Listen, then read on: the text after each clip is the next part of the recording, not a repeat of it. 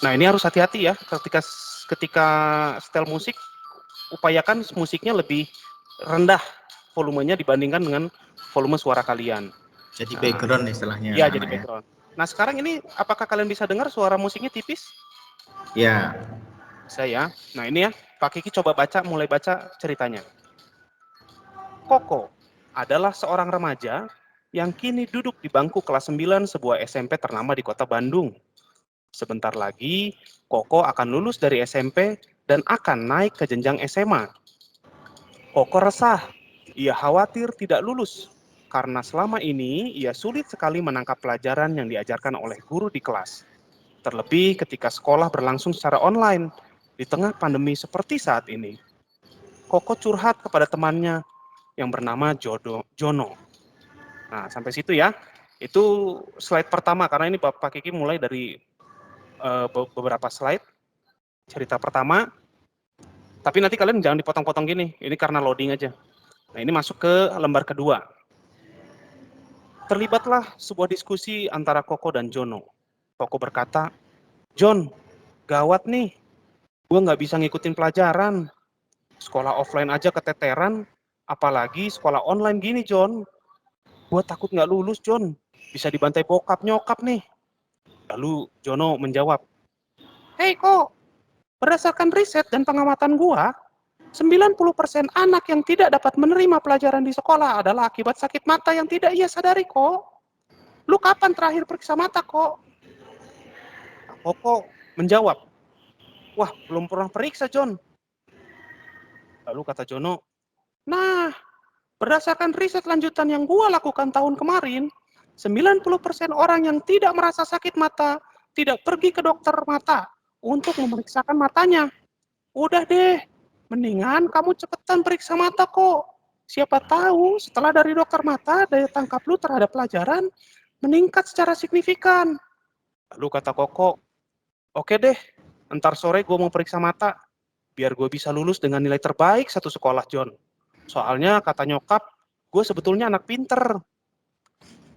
Itu ada dialog ya di situ, Pak Kiki coba mainkan warna suara supaya ada ininya, ada dinamikanya dalam pembacaan.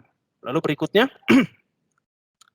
di sore hari Koko pergi ke dokter mata untuk memeriksakan matanya sesuai saran Jono.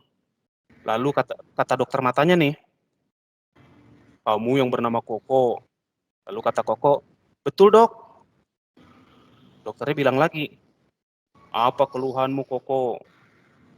Koko jawab, saya sulit menangkap pelajaran yang dijelaskan oleh guru di sekolah dok.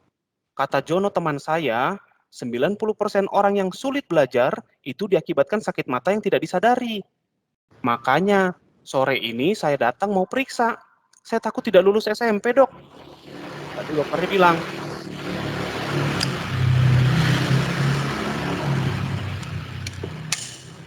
oke, coba dibaca huruf dan angka-angka berikut ini ya, kok.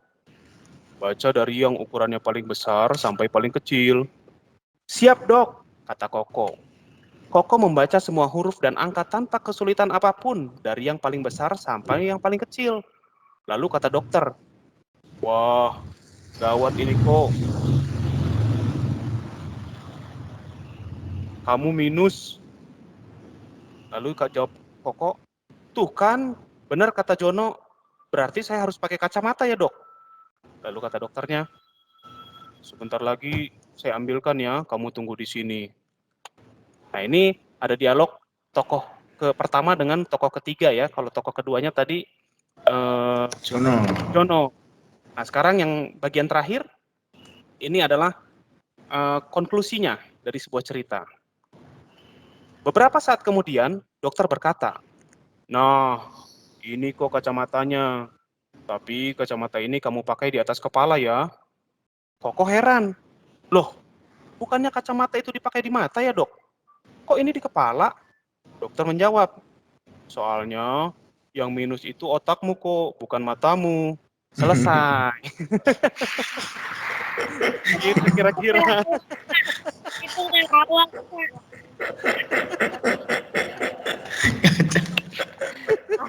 Sebuah happy ending. Jadi ternyata dia bukan Akhirnya minus kok matanya. begitu ya. Iya, matanya harus taruh di kepala. Kacamatanya taruh di kepala. Yang minus bukan matanya tapi otaknya.